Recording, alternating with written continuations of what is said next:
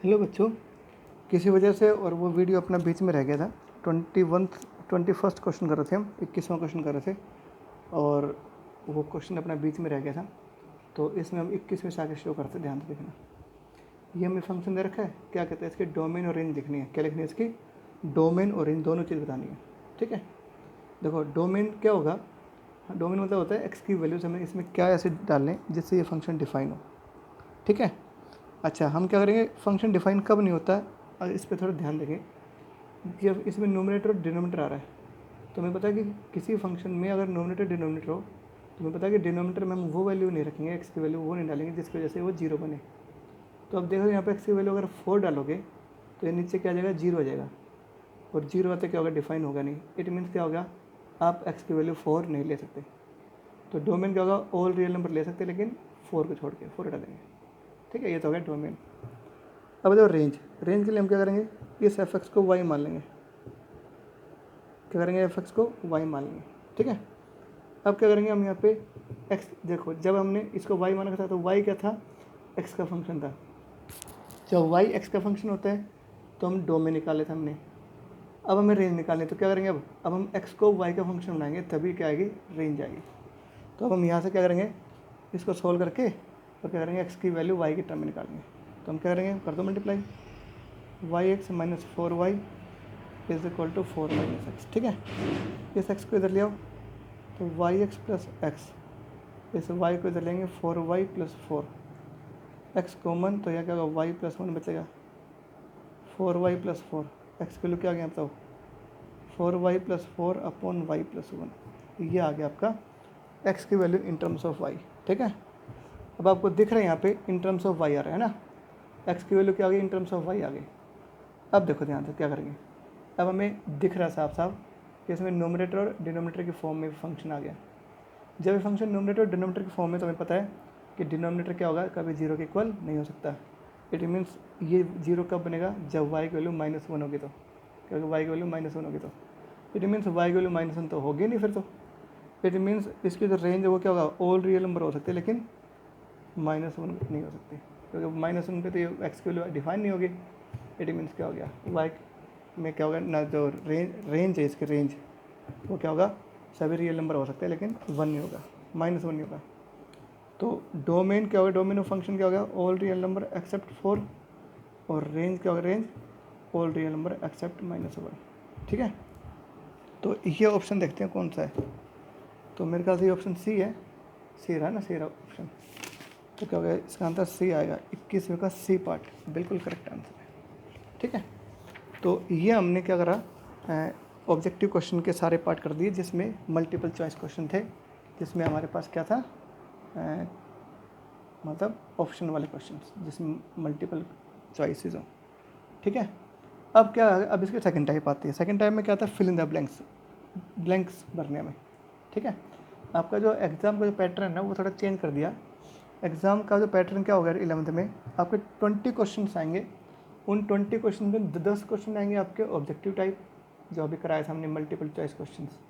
ठीक है, और 3, 4 या 5 क्वेश्चन हो सकते हैं आपके फिल इन द ब्लैंक्स वाले, और 4-5 क्वेश्चन हो सकते हैं एक एक नंबर के क्वेश्चन जो सॉल्व करने होंगे हमें। ठीक है, ये टाइप आती है तुम्हारी पेपर के शेड्यूल की। तो यूँ करके ना तुम्हारे 20 नंबर का काम तो आपका ऑब्जेक्टिव आएगा, मल्टीपल आएगा कि एक नंबर का क्वेश्चन आएंगे, इसलिए ये कराने ज़रूरी है। ठीक है, अब देखो 22nd क्वेश्चन देखो, फिल इन द ब्लैंक्स है। क्या कहता है, एक सेट दे रखा है हमें 1 2 3, ये एक सेट दे रखा है जिसके अंदर ये एलिमेंट्स हैं। क्या कहता है, then identify relation, then identity relation on A is, इस ए के अंदर आइडेंटिटी रिलेशन क्या बनेगी। मैंने आपको बताया था आइडेंटिटी रिलेशन क्या होती है, वो रिलेशन जिसके अंदर वही ऑर्डर पेयर होंगे जिनके अंदर सेम एलिमेंट्स होंगे, है ना। जैसे ये इसमें 1 है तो इसमें 1 और 1 आएगा, क्या आएगा, 1 1 आएगा। इसमें 3 भी है तो 3 3 वाले ऑर्डर पेयर, और एक 5 5 वाले ऑर्डर पेयर। यानी इस रिलेशन में वही ऑर्डर पेयर शामिल होंगे जिनके अंदर सेम एलिमेंट्स हों, और वो एलिमेंट्स कहाँ लेंगे, ए में से लेंगे, क्योंकि ए सेट के अंदर से बना थे रिलेशन। तो ये क्या है, this is the identity relation, क्योंकि इसके अंदर वही ऑर्डर पेयर हैं जिनके अंदर सेम एलिमेंट्स हैं। ठीक है, तो this is called the identity relation. यही हमने बनानी थी, यही fill in the blanks, blank में भरना था हमें। ठीक है, 23 देखो, ए में दे रखा है 1 2 3, एक सेट दे रखा है ए। बी दे रखा है हमें 1 4 9 6, बी सेट ये दे रखा है। और एक रिलेशन बनानी कहाँ से कहाँ तक, फ्रॉम ए टू बी, मतलब ए सेट्स का एलिमेंट्स का बी सेट के एलिमेंट से रिलेशन बनाना है। और क्या कहता है, रिलेशन ये होनी चाहिए, रिलेशन कि X is greater than Y, मतलब क्या वो, ठीक है। तो इसकी रेंज क्या होगी ये बताना है। चलो देखो, पता है ये सारा मतलब क्या कहना चाह रहा है कि आर एक रिलेशन है सच दैट, कैसे उसमें एक्स वाई ऐसे element such that X is greater than Y, ठीक है। और एक्स लेंगे हम यहाँ से और वाई लेंगे हम यहाँ से, ठीक है। तो अब करें मतलब एक्स बिलोंग्स टू ए होगा और वाई बिलोंग्स टू बी होगा, मतलब इन सब से हमने ये निष्कर्ष निकाला, ठीक है। तो रिलेशन के अंदर जो ऑर्डर्ड पेयर्स होंगे वो कैसे आएंगे, क्या कहते हैं यहाँ पे X is more than Y, X की वैल्यू वाई से बड़ी होनी चाहिए। यानी जो ऑर्डर्ड पेयर्स आएंगे उसमें एक्स की वैल्यू यहाँ से लेंगे हम, जो पहले वाला एलिमेंट होगा वो तो इसमें से लेंगे, वाई की वैल्यू अपन इसमें से लेंगे, ठीक है। तो एक्स की वैल्यू मान लो मैंने 1 ले ली, तो देखो 1 अब इज़ ग्रेटर देन, 1 रिलेशन ही होगी, 1 इज़ ग्रेटर देन किससे, इसमें जो एलिमेंट है उससे बड़ा होगा तो ले लेंगे वरना नहीं। क्या 1 इनमें से किसी एलिमेंट से बड़ा है, नहीं है, छोड़ दो। इसका लेंगे अब 2 लो, 2 किससे बड़ा है इनमें से दोनों, 1 से बड़ा, तो 2 और 1 आ जाएगा ऑर्डर्ड पेयर। और किससे बड़ा नहीं है, 3 देखो 3, इसका 3 किससे बड़ा है, 1 से तो बड़ा है, तो 3 और 1 बस। ये 2 ही ऑर्डर पेयर बनेंगे जो ए से लेकर बी के बीच में होगा रिलेशन। और इनका क्या करना है, डोमेन और रेंज बनानी है, क्या करनी है इसकी, डोमेन और रेंज बनानी है, ठीक है। तो देखो अब इसकी रेंज बताना, रेंज डोमेन बताओ, चलो डोमेन पूछे तो डोमेन ऑफ रिलेशन क्या होगा, 2 और 3 का सेट। और रेंज क्या, रेंज क्या है 1 ओनली, क्योंकि इसके अंदर सिर्फ 1 ही यूज़ हो रहा है। तो इसमें हमें रेंज बतानी थी, तो रेंज का आंसर ये आएगा, ठीक है। सिंपल है ना, ये हो गया आपका 23rd क्वेश्चन। अब बताओ 24th में क्या कहता है, देखो R is the relation from 11 12 and 13, ठीक है। आर एक रिलेशन है 2 8 10 और 12, एक रिलेशन है इस सेट से लेकर इस सेट के बीच में। और वाई जोड़ क्या है, एक्स माइनस 3। तो क्या कहता है, आर इनवर्स निकालो, इसका इनवर्स निकालना है, ठीक है। देखो ध्यान से देखो, रिलेशन कहाँ से कहाँ तक है, दिस टू दिस, जहाँ से रिलेशन शुरू होती है जहाँ पे ख़त्म होती है। शुरू होने वाले जो सेट्स है वो तो एक्स के एलिमेंट्स होंगे, जहाँ ख़त्म होंगे वो किसके होंगे, वाई के एलिमेंट्स होंगे, ठीक है। तो हमें पता है ये तो एक्स के एलिमेंट्स है, ये वाई के एलिमेंट्स है, और रिलेशन ये है इनके बीच में। तो क्या कहता है, आर इनवर्स निकालो। आर इनवर्स तो तब आएगा ना जब पहले आप रिलेशन तो निकालो पहले। तो करें स्टार्ट। तो देखो ध्यान से क्या करेंगे, इस सॉल्व करना है हमने। तो मैंने क्या करा, if X is equal to 11 लेते हो मान लो, तो वाई की वैल्यू क्या है बताओ, 11 माइनस 3 क्या होगा 8। एक्स की वैल्यू 12 लोगे तो वाई का क्या होगा बताओ, 12 माइनस 3 15, ठीक है। एक्स की वैल्यू मैंने क्या ली, 12 ली, तो 15 आया। अब 15 इसके अंदर है नहीं, तो इसको हम क्या करेंगे, इग्नोर कर देंगे, ठीक है। आगे देखो, अगर एक्स की वैल्यू 13 लोगे, 13 लोगे तो वाई की वैल्यू क्या बताओ, 13 माइनस 3 क्या होगा 10 इसमें तो ये ले लेंगे, 8 था वो ले लेंगे। वाई की वैल्यू जो 15 थी ना वो इसके अंदर है नहीं, छोड़ दो इसको। तो पता है रिलेशन का डायग्राम बनाना चाहते देखो कैसे बनेगा, ये था 11 12 और 13, ये था 8 10 और 12। अब देखो 11 पे क्या आया 8, 12 पे कोई वैल्यू नहीं है, 13 पे कितनी है 10, ठीक है। 13 पे कितनी है 10, 12 पे कोई रिलेशन नहीं है, तो छोड़ दो, ये रिलेशन बन गया। तो क्या ऑर्डर पेयर बनेंगे आर के रिलेशन के बताओ, क्या बनेंगे 11,8 और 13,10, यही बनेंगे बस, और बाकी छोड़ देंगे। अब बताओ, अब इस रिलेशन में क्या कहना था, रेंज था, रेंज। तो रेंज क्या होगा, 8 और 10 का सेट बन जाएगा, 8 और 10 का सेट, ये क्या कहलाएगी, this is called the range. तो इसका आंसर क्या होगा 8,10, ठीक है। ये हो गया आपका 23rd क्वेश्चन। 24th, ठीक है, 24th है, ठीक है। सॉरी रेंज निकाल दिया हमने, इसका इन्वर्स निकाल दो, इन्वर्स निकाल दो ना इसका, आर ये बनेगा, तो इसका इन्वर्स क्या होगा, अरे 8 11 और 10 13, चलो इनका रिवर्स कर दो, आर इन्वर्स बन जाएगा, ठीक है। ये है 24वां क्वेश्चन। अब देखो 25वां, एन ने कितने एलिमेंट्स हैं, एम, एन भी दे रखा है एन, मतलब ए और बी दो सेट हैं पहले वाले सेट में m एलिमेंट्स हैं, दूसरे वाले सेट में n एलिमेंट्स हैं, तो क्या कहता है then the total number of non empty relations that can be defined from A to B। तो A से लेकर B तक कितने रिलेशन बनेंगे वो बतानी होंगी। थोड़ा सा समझने वाला क्वेश्चन है, बहुत सिंपल। देखो ये A सेट है, ये B सेट है, इसके अंदर कितने एलिमेंट्स हैं, m एलिमेंट्स हैं, इसके अंदर कितने एलिमेंट्स हैं, n एलिमेंट्स हैं। अब देखो इसका जो पहला एलिमेंट है, अब वो रिलेशन हमें A to B बनानी है, तो यहाँ से स्टार्ट करेंगे हम। तो इसकी इमेज आप कितने तरीके से बना सकते हो, तो इसको हम इससे मिला सकते हैं, ठीक है, इसको हम इससे मिला सकते हैं, ठीक है, इसको हम इससे मिला सकते हैं, ठीक है। यानी पहले वाले एलिमेंट के लिए कितने रिलेशन बनेंगे, n रिलेशन बन सकते हैं, ठीक है। दूसरे वाले के लिए बताओ, दूसरे वाले के लिए बताओ, दूसरे वाले के लिए कितने बनेंगे बताओ, n दूसरे वाले के लिए, तीसरे वाले के लिए भी n, है ना।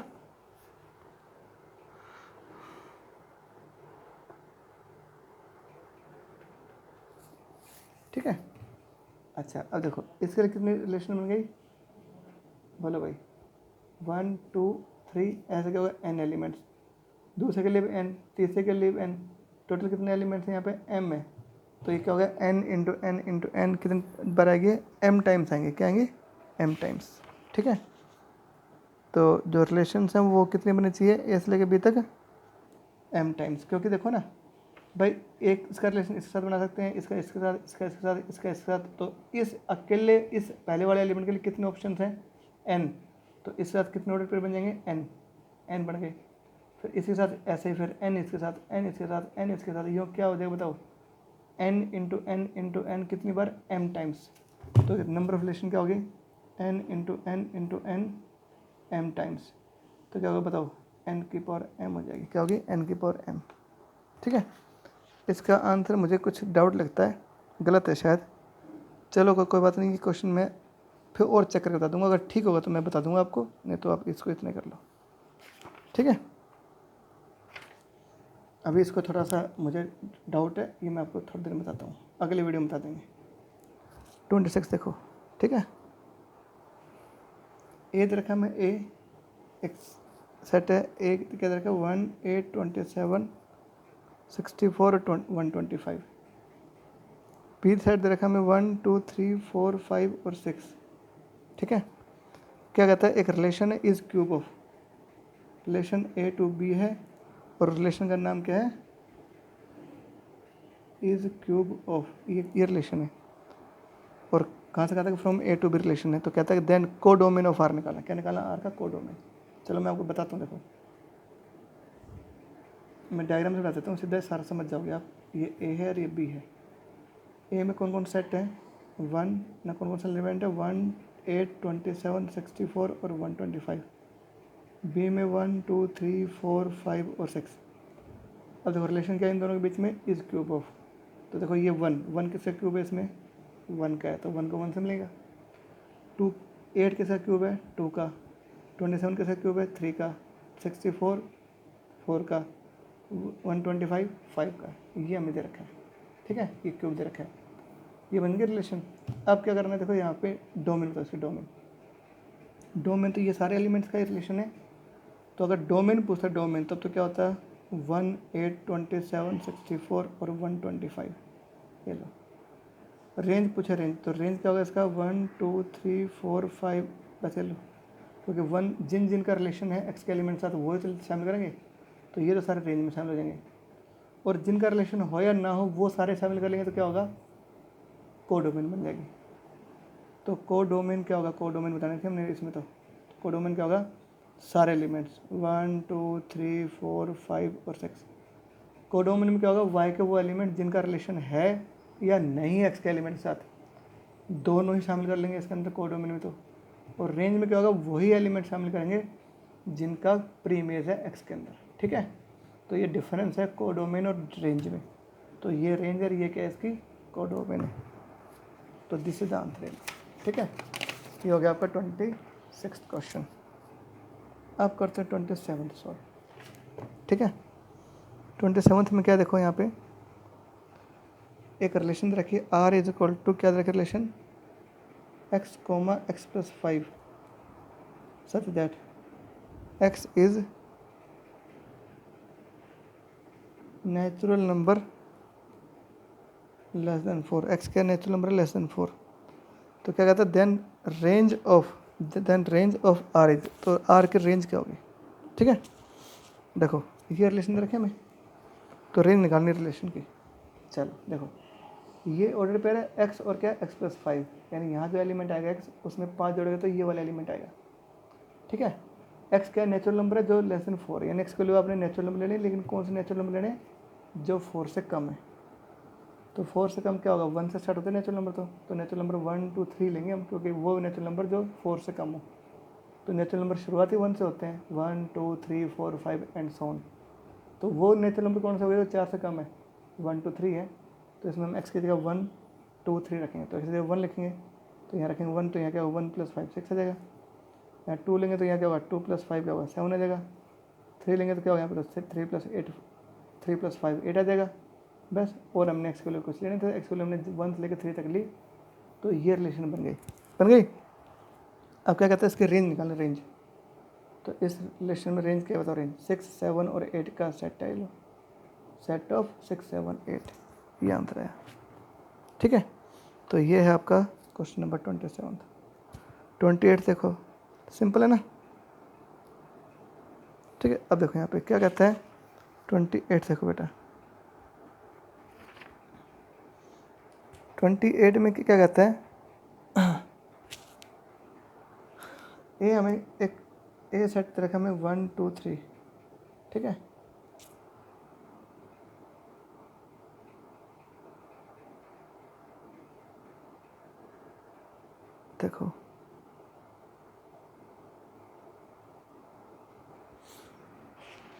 देखो क्या कहता है, ए सेट दे रखा हमें 1 2 3, बी सेट दे रखा हमें कितना x एंड y। तो क्या कहता है देखो यहाँ पे ए से लेकर बी तक कितने फंक्शन बनेंगे वो बताने हमने, ठीक है। देखो ध्यान से ए और बी, इसमें 1 2 3 लेंगे एलिमेंट, इसमें क्या लेंगे x y लेंगे। तो देखो इसको जब हम इससे कनेक्ट करेंगे तो क्या होगा, इसको तो इसके पास तो सिर्फ एक ऑप्शन है, मतलब 2 ऑप्शन है, या तो इसको इससे मिला दो या इसको इससे मिला दो। तो इसके पास कितने ऑप्शन हो जाएंगे, 2 ऑप्शन, 1 को चाहे x से मिला दो चाहे 1 को इससे मिला दो, ठीक है। लेकिन देखो जब आपने इन दोनों को मिला दिया तो अगले के लिए कितने ऑप्शन है। अच्छा देखो ये ऐसे कर लो, इसके लिए तो ये 2 ही ऑप्शन है, चाहे इसको इससे मिलाओ चाहे इसको इससे मिलाओ, ठीक है। अब इसको देखो इसके लिए कितने ऑप्शन है, या फिर ऐसे देखो हमें पता है फंक्शन क्या होता है, एक कोई भी एक एलिमेंट इसका उसकी कोई भी एक से ज़्यादा इमेज होगी नहीं। तो जैसे मान लो आपने इसको x से मिला दिया तो उसको दोबारा y से थोड़ी मिलाओगे, क्योंकि अगर आपने इसको x से मिला रखा है यानी 1 की आउटपुट अगर आप x दिखा रहे हो तो 1 की आउटपुट आप ये नहीं शो कर सकते, है ना, ठीक है। तो इट मीन्स क्या होगा, इसका आउटपुट कितना मिलेगा, 1 मिलेगा, ठीक है। लेकिन अगर हम अब x से मिला सकते हैं या इसको y से मिला सकते हैं, तो इस 1 के लिए कितने ऑप्शन हो गए, 2 ऑप्शन हो गए इमेज प्रूव करने का। इसकी 2 आउटपुट में से कोई भी एक आउटपुट आ सकती है, तो आउटपुट के लिए कितने ऑप्शन हो गए, इसका 2, ठीक है। इसके लिए कितने ऑप्शन है आउटपुट के, 2 ऑप्शन, कोई भी एक भर देंगे। और इसके लिए कितने ऑप्शन है, 2, तो कुल मिला के कितने ऑप्शन हो गए, क्या होगा 2 की पावर 8, क्या होगा ना सॉरी कितने ऑप्शन हो गए, 2 × 2 × 2 क्या होगा 8 ऑप्शन हो गए, ठीक है। कितने ऑप्शन हो जाएंगे 8। ये है अपना क्वेश्चन नंबर 28 का 8 क्वेश्चन सही है, 28 में 8 ही आ रहा है, ठीक है। ऐसा करना है, समझ गया ना। देखो ये परमुटेशन का क्वेश्चन बन गया कि इसके लिए हम कितने आउटपुट दिखा सकते हैं, 2 आउटपुट, या तो इसका आउटपुट x हो सकता है या इसका आउटपुट y हो सकता है, इनमें से एक होगा। तो इस पहले वाले एलिमेंट के लिए कितने ऑप्शन हो गए, 2, ठीक है। ऐसे दूसरे के लिए भी 2 ऑप्शन हैं, तीसरे के लिए 2 ऑप्शन हैं, तो कुल परमुटेशन क्या होगा 2 × 2 × 2 क्या होगा 8। ये परमुटेशन का क्वेश्चन है, ये आप जब समझोगे 9th चैप्टर में तब समझ में आ जाएगा अच्छे से, कोई दिक्कत नहीं है, ठीक है।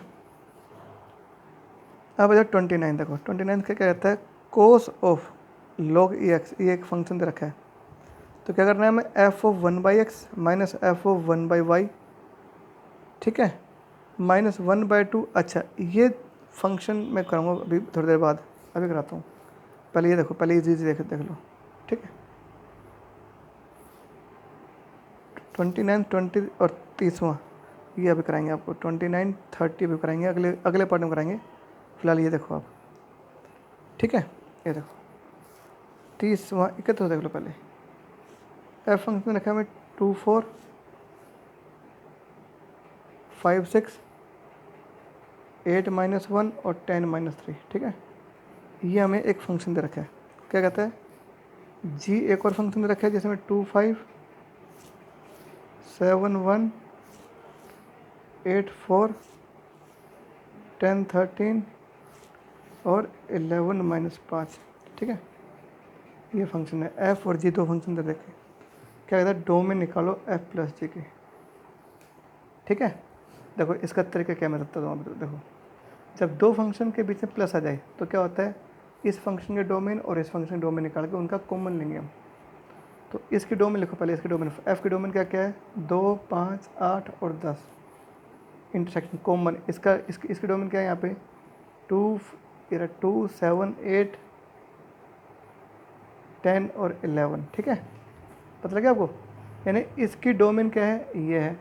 इसकी डोमेन हमने ये निकाल दी, दोनों के बीच में प्लस है। जब दो फंक्शन प्लस में हो और हमें उसकी डोमेन निकालनी पड़ जाए तो क्या करेंगे, पहले फंक्शन डोमेन लिखो, दूसरे फंक्शन डोमेन लिख दो, दोनों का इंटरसेक्शन ले लो, कॉमन लो दोनों का। क्या कॉमन दोनों में देखोगे तो 2 कॉमन है, एक 8 कॉमन, एक 10 ले लो। तो ये क्या है 2, 8 और 10, ये क्या है दोनों का कॉमन डोमेन है, क्या दोनों का कॉमन डोमेन। तो 31वें का आंसर यही आएगा, क्या 2, 8 और 10, ठीक है। ये आंसर है। 32 देखो, सिंपल क्वेश्चन, को ज़्यादा मुश्किल नहीं है। 32 भी ऐसा ही है, एफ इंटू जी की निकालनी, क्या निकालनी, एफ इंटू जी की। तो सेम ऐसे करना, ये अब कर लेना, ठीक है। और 33वां देखो, 33वां ये बढ़िया सवाल है। F X is equal to greatest integer of X, ये रखा है हमें। क्या कहता है इसकी रेंज बताओ, रेंज। शायद मैंने आपको इसका वो बताया था, ग्राफ भी बताया था शायद, है ना, ध्यान है। जैसे ग्राफ लगभग ऐसे आया था, देखो ऐसे ऐसे ऐसे ऐसे बने थे। तो इसकी जो रेंज है, रेंज मतलब एक्स की, एफ एक्स की वैल्यू क्या होगी, फंक्शन की वैल्यू क्या आएगी, यानी वाई की वैल्यू क्या आएगी। तो इसमें आप कोई वैल्यू डालो, आउटपुट क्या होगा, हमेशा इंटीजर वैल्यू आती है, कभी फ्रैक्शन में इसकी वैल्यू नहीं आती है। तो क्या होगा, हमेशा इंटीग्रल नंबर होगा, इसके रेंज क्या होगा, इंटीग्रल वैल्यू में, यानी इंटीजर होगा। इट मीन्स इसकी जो रेंज है, रेंज वो क्या होगा, ऑल इंटीजर्स, क्या होगा, सेट ऑफ ऑल इंटीजर्स, ठीक है। कोई दिक्कत, आगे देखो 34वां देखो। 34वें फंक्शन क्या रखा है हमें, कोस ऑफ ये रखा है हमें, ठीक है। क्या करना है, इसकी रेंज लिखनी, क्या क्या लिखनी है, इसकी रेंज, ठीक है बेटा, ठीक है। तो देखो ध्यान से रेंज क्या होगा, हमें पता, देखो ये क्या है, ये this is greatest integer function. इसकी जो आउटपुट मिलेगी वो क्या मिलेगी, हमें इंटीजर मिलेगी, क्या ये दिख रहा है। तो यहाँ पे आप इंटीजर डालो।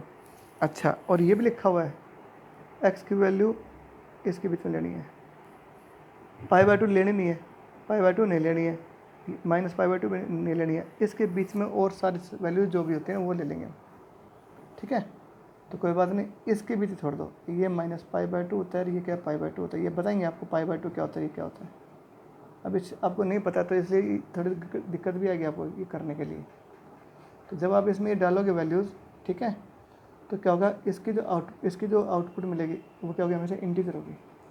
तो इसकी जो वैल्यू होती है, इंटीग्रल वैल्यू जो होती है वो क्या होती है, बोलो क्या होती है पता आपको, 0 क्या होगा, एक तो 0 हो सकती है इसकी वैल्यू, एक क्या होगी 1 हो सकती है, एक क्या होगी -1 हो सकती है। इसकी वैल्यू है कि इसकी ग्रेटेस्ट इंटीजर ऑफ एक्स की वैल्यू क्या हो सकती है, ठीक है, पक्की बात है। अच्छा, एक चीज़ और देखो, थोड़ा और अच्छे से समझाता हूँ। देखो ये देखो, ये क्या पाई की वैल्यू क्या होती है, 3.14, 3.14/2 क्या होगा, -5.17, ठीक है। अब देखो, अब कोई वैल्यू अगर -1.57 यहाँ डालेंगे, ठीक है, ये देखो इसकी वैल्यू इसके बीच में आनी चाहिए, तो इसकी वैल्यू मान लो इसके बीच में डालते हैं, तो इससे बड़ी वैल्यू लें एक्स, -1.5 लूँ। जब -1.5 यहाँ डालोगे तो -1.5 का ग्रेटेस्ट इंटीजर क्या होगा बताओ, -2 आएगा, क्या आएगा, -2। तो यहाँ पे कोस -2 आ सकता है। अब इसके बीच में और इंटीजर क्या होगा, बोलो अगले इंटीजर क्या होगा, एक्स की वैल्यू क्या होगी बताओ। -1 देखो -1.57 नहीं आता है, -1 नहीं आएगा, फिर 0 आता है, फिर 1 और फिर 2, है ना। तो ये स्केयर इसके बीच में लोगे तो सबकी वैल्यू क्या आएगी, बोलो इसके बीच में कोई वैल्यू लोगे तो इसकी वैल्यू क्या आएगी, -2 आएगी। तो -2 यहाँ डालोगे तो क्या होगा, कोस ऑफ -2 आएगा। अब -1 और 0 के बीच में लेके देख लो, -1 0 के बीच में लेंगे तो इसकी वैल्यू क्या आएगी, कोस -1 आएगी। 0 और 1 के बीच में कोई वैल्यू डाल के देखो तो यहाँ क्या होगा, कोस 0 आएगा।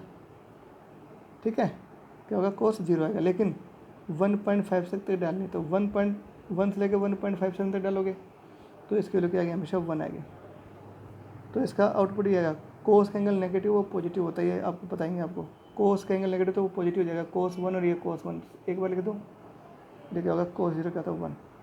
तो यही क्या होगा, इसके आउटपुट आएंगे। ये चीज़ शायद आपको समझ नहीं आई है, तो कोई बात नहीं, ट्रिग्नोमेट्री जब करोगे ना थोड़ा और समझ में आ जाएगा। ये π/2 क्या होता है, 3π/2 क्या होता है, पाई क्या होता है, ये शायद आपने नहीं पढ़ा अभी तक बेटा, 10th में नहीं पढ़ाए होंगे आपको, तो इसलिए शायद आपको नहीं पता। तो ये हो गया आपकी पार्ट टाइप नंबर 2 ख़त्म। ठीक है, टाइप 2 के 2-3 क्वेश्चन रह गए, वो मैं आपको अगले वीडियो में कराऊंगा। तो फिलहाल आप इसको इतने करो, अगले वीडियो में हम करेंगे पार्ट टाइप नंबर 3, टाइप 3 को करेंगे सॉल्व, और टाइप 3 सॉल्व करते ही ये जो है ना टॉपिक ख़त्म हो जाएगा। फिर हम आपका 3rd चैप्टर शुरू करेंगे, ट्रिग्नोमेट्री, जो कि सबसे ज़्यादा इंपॉर्टेंट है, सबसे ज़्यादा लेंथी भी है। आपने वो अच्छे से तैयार करनी है, ठीक है, ताकि हमें दिक्कत ना हो, क्योंकि ट्रिग्नोमेट्री वाला जो पोर्शन है वो बेटा बहुत ज़्यादा इंपॉर्टेंट है, 12th में उसकी बहुत ज़्यादा इंपॉर्टेंस है। अगर आप 3rd नहीं कर पाओगे तो आपसे फिर 12th पास करना बहुत मुश्किल हो जाएगा। तो 3rd को बड़े आराम से करना है। ये 2 चैप्टर अगर थोड़ी बड़ी प्रॉब्लम भी है तो कोई बात नहीं, आप मुझसे शेयर कर सकते हो अपनी प्रॉब्लम, मेरा नंबर आपके पास है ही, मैं आपके लिए पर्सनली फ़ोन करके वीडियो कॉलिंग से या जैसे भी हो मैं आपको वो सॉल्व कराऊंगा। ठीक है बेटा, इसमें इतने करो फिलहाल।